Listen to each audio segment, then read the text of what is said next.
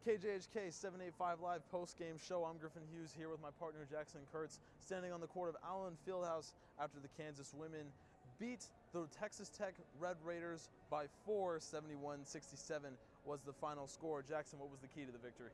The key to the victory was keeping up intensity the entire game. They had their moments in between the second half, at about the 10-minute mark and 8-minute mark, where Texas Tech won a 9-2 run, but Asia Boyd, Chelsea Gardner, they all were key factors in this victory today.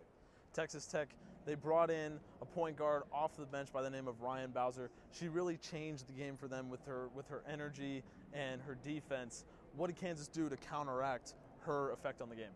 Lauren Aldridge, she was the counterattack on that against Bowser. Bowser had full court press almost the entire game. Whenever she was in, yeah. And Aldridge responded just beautifully, like not even breaking a sweat, just going right past her, so that was impressive. And for how well Aldridge played against the one-man press from Bowser, it seemed like she played almost better when the entire Texas Tech team started to press there with about under 4 minutes left. We asked Bonnie Henriksen about that in the press room. So you hear, Aldridge, we know how talented she is. We know how smart she is on the court.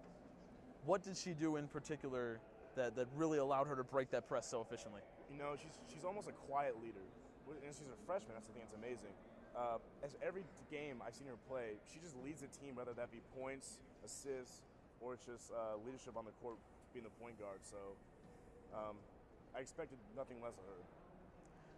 Next Saturday, Oklahoma State comes into Allen Fieldhouse. Kansas with the win tonight. They're in a 3-4-way tie for, I believe it's 7th now as games start to go final. With a win over Oklahoma State, they could solidify themselves in the top 5 of the Big 12. What do they need to do to come away with that win? They need to have a full team effort like they did tonight. I believe all 5 starters were in double figures. So that's amazing. So all 5 players who ended the game on the court. Yeah, just incredible. Asia Boyd came off the bench with double figures. Chayla Cheadle off the bench. No, she started. And Chelsea Gardner coming out and giving a full 100% effort she always gives, being a team leader. So yeah, and how about Chelsea Gardner? Let's talk about her a little bit in terms of she was held silent for most of the game. She got in foul trouble early in that second half, but then she started to turn it on. She said that being in foul trouble really allowed her to get into the game. How big does she have to be coming into the end of the season for the Jayhawks to make the tournament? You know, this game with Chelsea Gardner, Texas Tech's Baker was a huge, huge nuisance for her in this game because she was a lot stronger and a lot more physical than Chelsea Gardner. But she responded well with, I believe, 15 points, was it?